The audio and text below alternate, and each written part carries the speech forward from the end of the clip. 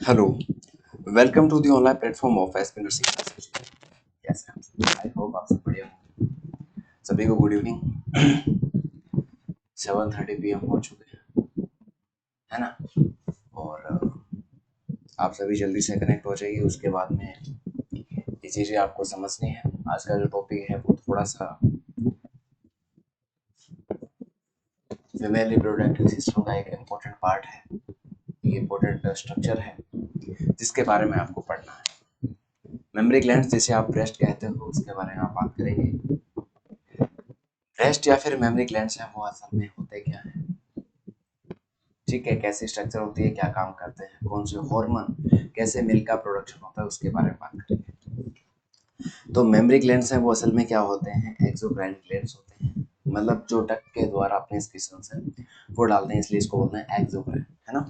ये क्या करते हैं, मिल्क का प्रोडक्शन करते हैं और मिल्क को स्क्रीट करने का काम करते हैं, जिसे लैक्टेशन आम भाषा में कहा जाता है। ठीक है, जैसे डिलीवरी होगी तो एक मदर है वो अपने बच्चे को क्या पिलाएगी, मिल्क है वो पिलाएगी, उसे अपन क्या बोलते हैं, मेमोरी लैक्टेशन बोलते हैं। 6 महीने का लैक्टेशन पीरियड होता है जिसके द्वारा अलग अलग मिल्क हैं वो बनते रहते हैं, जैसे ट्रांजिशनल मिल्क है, हिंड मिल्क है, फो मिल्क है, उसके अलावा कोलोस्ट्रम है ना।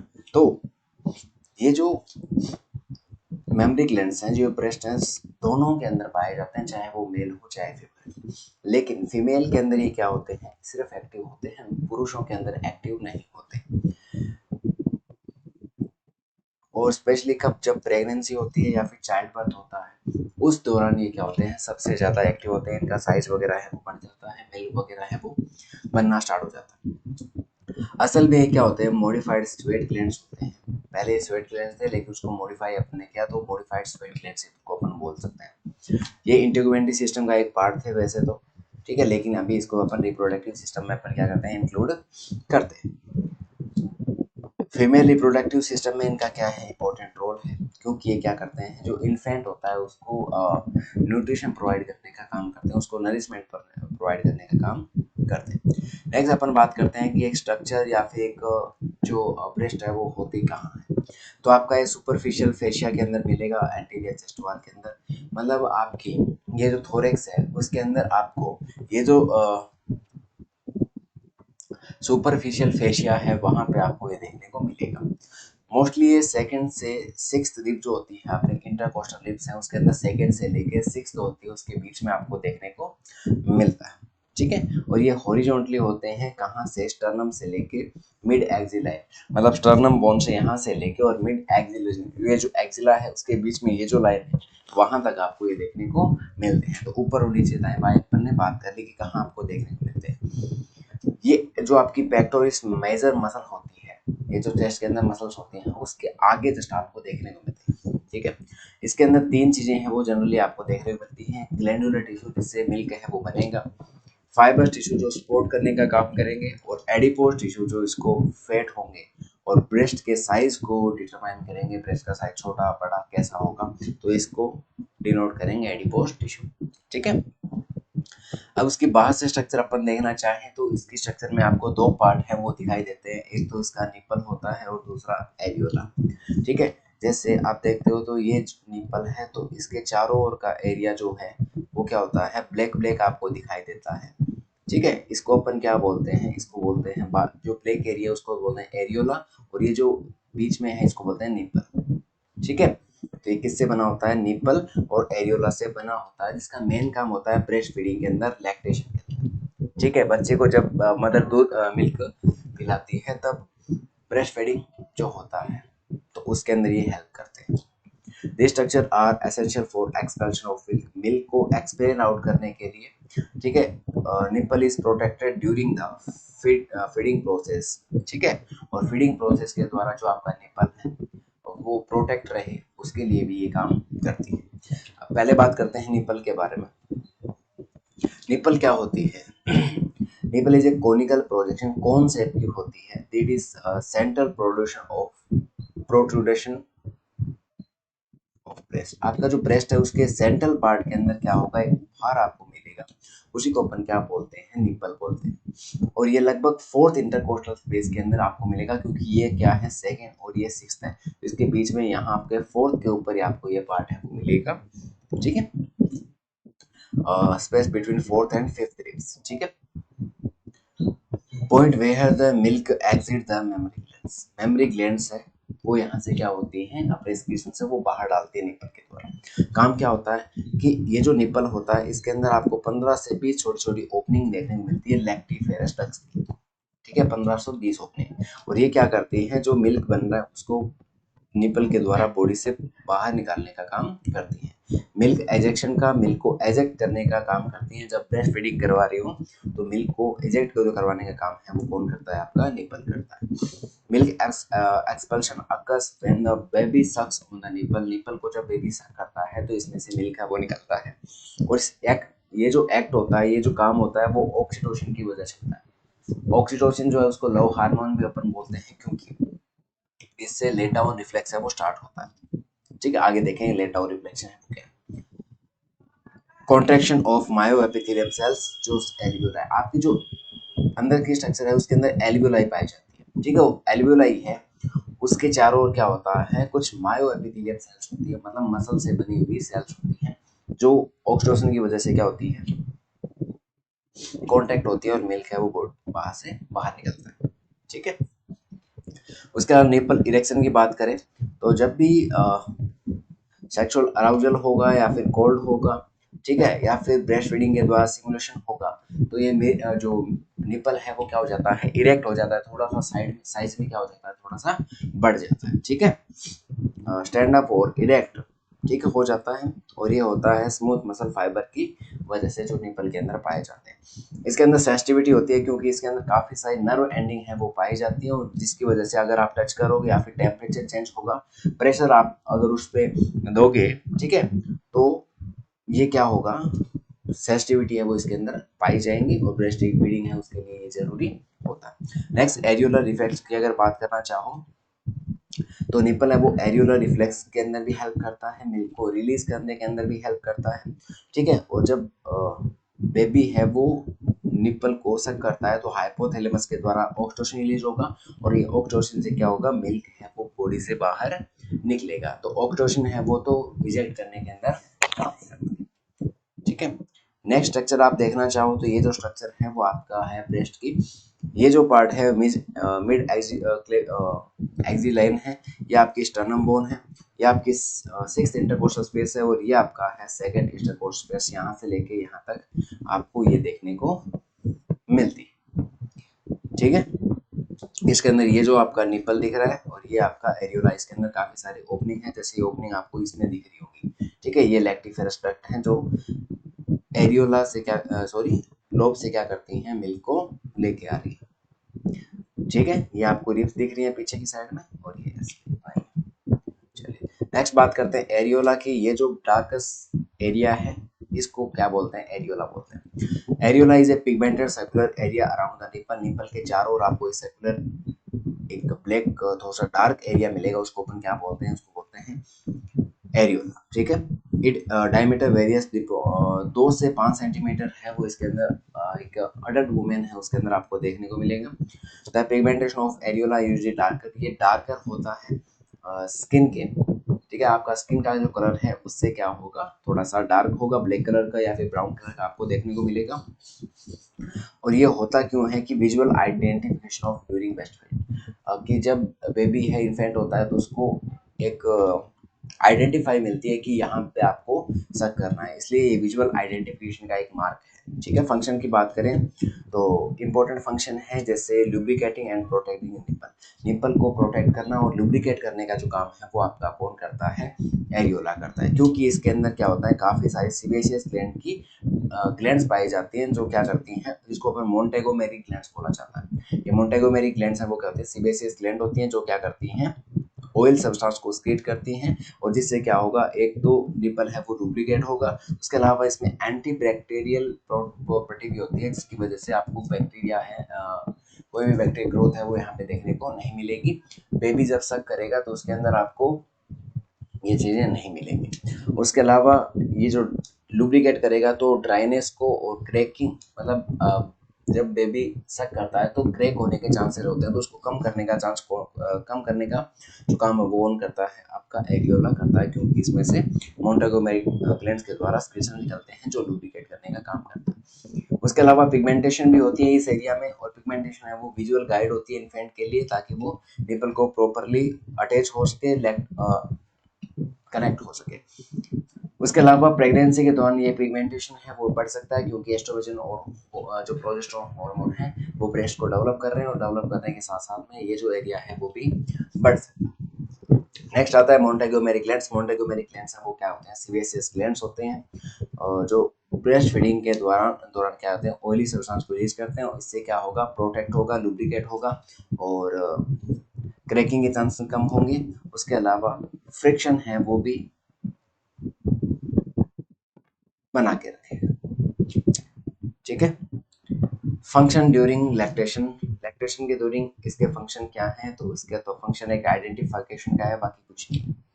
ठीक है। नेक्स्ट आता है internal structure of memory gland. Memory gland breast के अंदर क्या स्ट्रक्चर अगर देखना चाहो तो उसके अंदर आपको क्या मिलते हैं, तो ये आपकी जो ब्रेस्ट है उसके अंदर आपको लोब मिलते हैं, लोब्यूल्स मिलते हैं, लैक्टिफेरस डक्ट मिलती है, और साइनसेस मिलते हैं।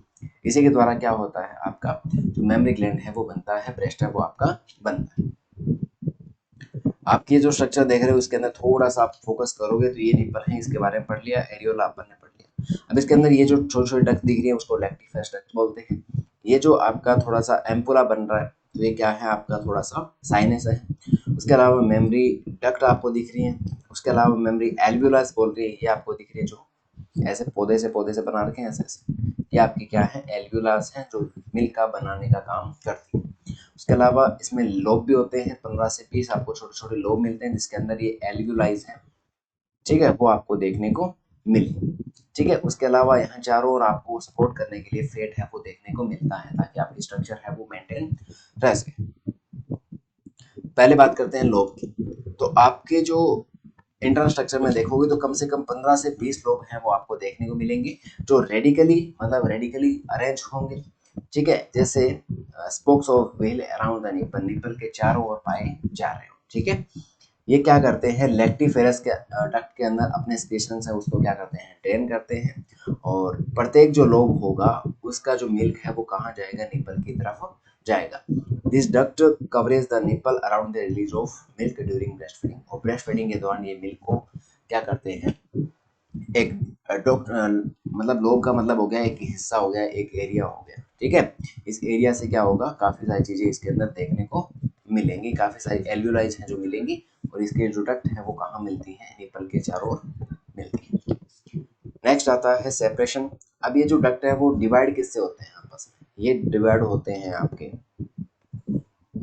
फाइबर सेप्टा, मतलब थिन कनेक्टिव टिश्यू की लेयर होती है, जिसके द्वारा ये सेप्टा हैं वो अलग अलग होते हैं, और उसके अलावा एडिपोज टिश्यू है वो भी इसके अंदर बीच में पाया जाता है, ताकि इसकी सपोर्ट है, इसकी स्ट्रक्चर है वो मेंटेन रह सके, ब्रेस्ट की शेप है वो मेंटेन रह सके। एडिपोज टिश्यू है उसके अंदर भी पाए जाते हैं। ठीक है, पैडिंग का काम करते हैं, पैड मतलब एक कुशन की तरह काम करते हैं। ठीक है, और साइज है उसको बनाने का काम करता है। उसके अलावा आपका एक लोब है, उस लोब के अंदर आपको काफी सारे लोब्यूल्स आपको देखने को मिलते हैं, उसको अपन बोलते हैं sub division of lobe is globules. ठीक है, और lobe is further divide in समान यूनिट कॉल्ड लोब्यूल्स, और ये लोब्यूल्स होते हैं वो क्या होते हैं, फंक्शनल यूनिट होते हैं, और ये क्या करते हैं, मिल्क को प्रोडक्शन करने का काम करते हैं। इसके अंदर आपको एल्वियोलाई मिलती है।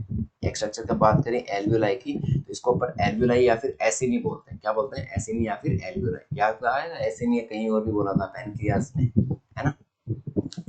The alveoli is also called acini, इसको बोला जाता है। ये मिल्क प्रोडक्शन सेल स्ट्रक्चर होती है, जिससे मिल्क है वो बनेगा, और ये आपकी लोब्यूल्स के अंदर देखने को मिलती है। ये क्या होती है, एक साक लाइक स्ट्रक्चर होती है, मतलब खाली एक खोखला स्ट्रक्चर सा होता है, जिसके अंदर आपको एपिथेलियल सेल्स है वो देखने को मिलती है। यहाँ आपको कौन सी सेल मिलेंगी, एपिथेलियल सेल्स मिलेंगी, और ये एपिथेलियल सेल्स क्या करती है, मिल्क का प्रोडक्शन करती है। Alveoli is highly specialized for milk synthesis, where the raw materials such water, nutrient, fat are converted into milk. अब ये जो मिल्क है वो बनता किससे है, जो रॉ मटेरियल होते हैं जैसे पानी है, न्यूट्रिएंट है, उसके अलावा फैट है, इन सभी से मिलके क्या होता है, आपका जो मिल्क है वो बनता है, कन्वर्ट होता है। अब ये जो आपकी एल्विलाई है इसके चारों ओर आपको दूसरी सेल्स भी देखने को मिलती हैं। इन सेल्स को बोलते हैं मायो एपिथेलियम सेल्स। मायो एपिथेलियम, मायो का मतलब होता है मसल्स। तो मायो एपिथेलियल सेल्स हैं वो एल्विलाई के चारों ओर आपको देखने को मिलेंगी। स्मूथ मसल सेल होती हैं जो मिल्क को बाहर निकालने में, इजेक्ट करने के अंदर हेल्प करती है। जब ऑक्सीटोसिन है, ब्रेस्ट फीडिंग अगर कोई भी बेबी करता है तो ऑक्सीटोसिन रिलीज होता है। ऑक्सीटोसिन है वो किस पे एक्ट करता है? आपकी मायो एपिथेलियल सेल पे। और मायोथेलियल सेल को क्या करता है? इन सेल्स को क्या करा है? कॉन्ट्रैक्ट करवाएगा, तो मिल्क है वो इसमें से बाहर निकलेगा। This contraction help in push the milk from alveoli through the ducts toward lactiferous sinuses, eventually the nipple for expulsion। ठीक है, और इससे जो मिल्क है वो बॉडी से बाहर निकलेगा निपल के थ्रू, लैक्टिफेरस डक्ट के द्वारा निपल के पास हो जाएगा, जहां से बेबी है वो उसको क्या कर लेगा? सक कर लेगा। नेक्स्ट बात करते हैं लैक्टिफेरस डक्ट एंड साइनस। अब ये लैक्टिफेरस डक्ट है वो क्या होती है और ये साइनस है वो क्या होते हैं? तो एल्वियोलाई से जो मिल्क है वो बनने के बाद में काफी सारे डक्ट हैं, उसके द्वारा क्या होता है? निपल तक पहुंचता है। उस डक्ट को अपन क्या बोलते हैं? लैक्टिफेरस। लैक्टी का मतलब जो मिल्क से बनी हुई या फिर मिल्क से भरी हुई डक्ट है, लैक्टिफेरस डक्ट उसको बोलते हैं। that these duct are smaller tube structure, tube like structure होती हैं जो मिल्क का ट्रांसपोर्ट करती हैं एल्वियोलाई से लैक्टिफेरस साइनस की तरफ। ठीक है, इवेंचुअली द निपल, और निपल तक भी आगे पहुंचाती है। ये जो डक्ट है इसके अंदर आपको, मतलब ये डक्ट है तो इसके अंदर आपको कौन सी सेल मिलती हैं? एपिथेलियल सेल्स मिलती हैं। और ये एपिथेलियल सेल है जो निपल तक पहुंचाने का इसको क्या करती हैं? काम करती हैं। और ये क्या होती हैं? थोड़ी वाइड भी होती हैं, ऐसा नहीं है कि पतली पतली, थोड़ी सी ये वाइड होती है। उसके अलावा साइनस की अगर बात करना चाहें तो ये जो लैक्टिफेरस डक्ट है वो एक जगह आगे थोड़ा सा क्या हो जाता है? वाइड हो जाता है। ठीक है, जैसे ये स्ट्रक्चर बन जाती है तो इसको अपन बोलते हैं लैक्टिफेरस साइनस। इसके अंदर मिल्क है उसका टेम्परेरी स्टोरेज है वो देखने को मिलता है। तो temporary storage of milk reservoir की तरह काम करता है। और जो उससे निपल है तो निपल के जस्ट पास में, थोड़ा सा पास में क्या होगा? थोड़ी सी वाइडर स्ट्रक्चर होगी जिसको अपन क्या बोलते हैं? Lactiferous sinus. इस लैक्टिफेरस साइनस के अंदर क्या है? स्मॉल अमाउंट में मिल्क है वो होल्ड कर सकता है अगर आपको ब्रेस्ट फीडिंग करवानी है तब। ठीक है, और मिल्क प्रोडक्शन का फ्रीक्वेंट बोझ ना लेना पड़े। ठीक है, इसलिए क्या होता है? मिल्क मतलब जैसे कोई नर्स है वो अगर मदर को वो क्या नाम है, क्या बोलते हैं इसको, ब्रेस्ट फीडिंग करवा रही है तो उस दौरान मदर है उसको बोझ ना लेना पड़े, इसके लिए ये चीजें पहले से रेडी होती है। ठीक है, और ये जो साइनस है वो हेल्प करते हैं milk let down reflex. Let down reflex का मतलब क्या होता है कि जैसे ही बेबी है वो निपल को सक करेगा, तो सक करने के बाद हाइपोथैलेमस ब्रेन के पास सिग्नल जाएगा। ब्रेन है वो क्या करेगा? ऑक्सीटोसिन को रिलीज करेगा। ऑक्सीटोसिन है वो आपके क्या करेगा? मायो एपिथेलियम सेल्स है उसको कॉन्टैक्ट करेगा और मिल्क है वो निपल के द्वारा ब्रेस्ट बेबी को जाएगा। ये जो प्रोसेस है उसको बोलते हैं milk let down reflex. Next आती है स्पोर्टिंग सेल्स। कुछ एक ऐसी स्ट्रक्चर होती है जो इस ब्रेस्ट को स्ट्रक्चर को मेंटेन करने का काम करती हैं, जैसे सस्पेंसरी लिगामेंट्स, इसको कूपर्स लिगामेंट भी बोलते हैं। ये लिगामेंट होते हैं वो क्या करते हैं? कनेक्टिव टिश्यू के लिगामेंट होते हैं जो आपकी ब्रेस्ट को स्ट्रक्चरली प्रोवाइड करते हैं, उसको स्ट्रेंथ प्रोवाइड करते हैं। ठीक है, एंकर बनाने रखते हैं और फेशिया के साथ में, स्किन के साथ में ये क्या करते हैं? एंकर बनाने का काम करते हैं, जोड़ के रखने का काम करते हैं। नेक्स्ट एडिपोज टिश्यू होते हैं जो आपके ग्लैंडुलर टिश्यू को क्वेश्चन और चारों ओर पाए जाते हैं, जो ब्रेस्ट को साइज और कॉन्ट्रैक्चर मतलब उसका शेप है उसको मेंटेन करने का काम करते हैं। वो कौन करता है? आपका एडिपोज टिश्यू करता है। नेक्स्ट बात करते हैं कि इनको ब्लड सप्लाई है वो कौन प्रोवाइड कराएगा?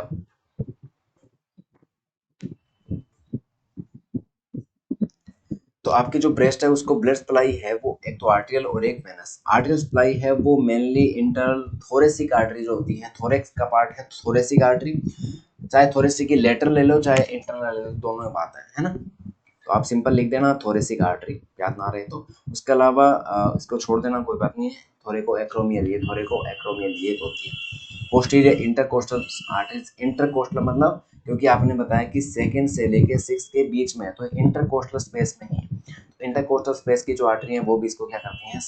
क्या करती हैं? सप्लाई करती है। तो आप इसको लिख सकते हो थोरेसिक आर्टरी और इंटरकोस्टल आर्टरी, ये दो लिख देना, ये छोड़ देना, है ना। ऐसे लेटर वगैरह में उलझ जाओगे तो। वेनस ड्रेनेज की बात अगर करना चाहो तो इसके अंदर एक तो जो यहाँ पे एक्सिलरी वेन है, एक्सिला में जो जाती है यहाँ पे, उसके अलावा थोरेसिक वेन है, थोरेसिक वेन। ठीक है। अगर फिर भी ये याद ना रहे तो आप सिंपल लिखना थोरेसिक आर्टरी, इधर थोरेसिक वेन, इधर इंटरकोस्टल आर्टरी, इधर इंटरकोस्टल वेन। ठीक है, चलिए नेक्स्ट अपन लिम्फेटिक ड्रेनेज की बात करें तो मेनली तो जो होता है 75% तो यहाँ पे जो लिम्फ नोड होता है एक्सिलरी लिम्फ नोड उसके द्वारा होता है। ठीक है, तो आप तो एक तो याद कर सकते हो एक्सिलरी लिम्फ नोड। अगर ये हो जाए उसके बाद में और याद करना चाहो तो आपका मेमोरी नोड्स, मेमोरी को मतलब ब्रेस्ट बोलते हैं इसलिए, इंटरकोस्टल नोड्स, उसके अलावा सुप्रा क्लेविकुलर नोड्स, ये छोड़ दो। आप याद करना एक तो एक्सिलरी लिम्फ नोड, उसके अलावा मेमोरी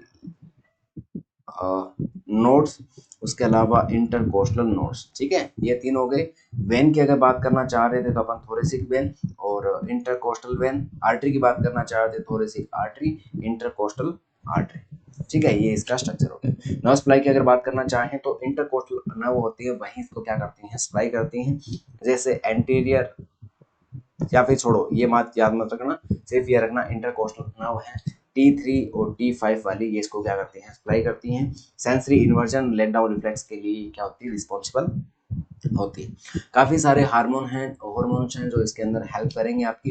जैसे हार्मोन इन्वॉल्व कौन कौन से होते हैं, एस्ट्रोजन, प्रोजेस्टेरोन, ऑक्सीटोसिन और प्रोलैक्टिन, ये चार टाइप के होते हैं। ठीक है, जैसे एस्ट्रोजन है वो आपका क्या करेगा, डक्टल सिस्टम का डेवलपमेंट, मतलब मिल्क का जो ब्रेस्ट है उसका डेवलपमेंट करने का काम करेगा।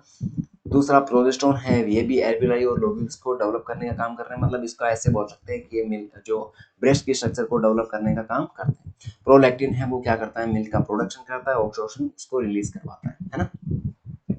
फंक्शनल फेजेस की बात करें तो कब कब क्या क्या चीजें होंगी, प्यूबर्टी की बात करें तो डक्टल सिस्टम है वो डेवलप होगा एस्ट्रोजन के फ्लुएंस के कारण, क्योंकि जब प्यूबर्टी आएगी तो आपका एस्ट्रोजन वगैरह है वो आपका रिलीज होगा। ठीक है, तो वो क्या करवाएगा, आपकी उसको ओवरऑल ग्रोथ करवाने का काम करेगा। नेक्स्ट प्रेगनेंसी जब होगी तो ग्लैंड्स हैं वो प्रोलिफरेशन होंगी, लोब्यूल हैं वो बड़े होंगे, क्योंकि अब क्या है, मिल्क का प्रोडक्शन करना। लैक्टेशन पीरियड के अंदर क्या होगा, लैक्टेशन मतलब जब एक महिला जो मदर है वो मिल्क पिलाएगी बच्चे को तो उसको लैक्टेशन बोला जाता है। तो उसका मिल्क है वो प्रोडक्शन होगा, इनिशियल स्टार्ट होगा और मेंटेन बाय प्रोलैक्टिन, प्रोलैक्टिन के द्वारा क्या कर रेगुलेट होगा। ऑक्सीटोसिन है वो इसको इजेक्ट करवाने का, बॉडी से बाहर निकालने का काम करेगा। इनवोल्यूशन होता है कि post weaning regression of glandular tissue, मतलब जैसे ही आपने लैक्टेशन पीरियड है वो खत्म हुआ तो उसके बाद में आपका सारी की सारी जो ग्लैंडर टिश्यू है उसके अंदर से जो मिल्क है वो बनना बंद हो जाएगा और इनवॉल्यूशन है वो आपका हो जाएगा। स्ट्रक्चर है उसकी शेप है वो थोड़ी सी डल आपको देखने को मिलेगी और स्ट्रक्चर है वो पहले की जैसे थोड़ी सी नॉर्मल हो जाएगी। ये था आपका ब्रेस्ट जिसके बारे में अपन ने पढ़ा। इसके एक्सटर्नल स्ट्रक्चर के बारे में बात करें तो एरियोला और आपका निपल हैं वो थे। इंटरनल की बात करें तो इसके अंदर आपको लोब दिखे थे, लोब के अंदर लोब्यूल्स थे, लोब्यूल्स के अंदर आपके एल्वियोलाई एसिनी थी, एसिनी के अंदर आपको एपिथेलियम सेल्स की लाइनिंग मिली थी। उसके अलावा इसके चारों मायो एपिथेलियम लाइनिंग मिली थी। मायो एपिथेलियम है वो इसको प्रोटेक्ट करवाने का काम करता है। इससे जुड़ी होती हैं आपकी लैक्टिफेरस डक्ट, लैक्टिफेरस डक्ट है वो थोड़ी सी निपल के पास में लैक्टिफेरस साइनस बनाती है जिसके अंदर टेम्परेचर स्टोरेज होता है और ये निकल जाती है निपल के द्वारा। ये आपका एक छोटा सा प्रोसेस था जिसको अपन ने आज की क्लास में पढ़ा। आई होप आपको कोई भी डाउट नहीं होगा और अगर फिर भी कोई डाउट रहता है तो अगर जब अपन इसका रैपिड रिवीजन करेंगे तो तब इसको दोबारा देख लेंगे। तब तक के लिए thank you, have a good day. पढ़ते रहिए, खुश रहिए, हैप्पी रहिए, बाय।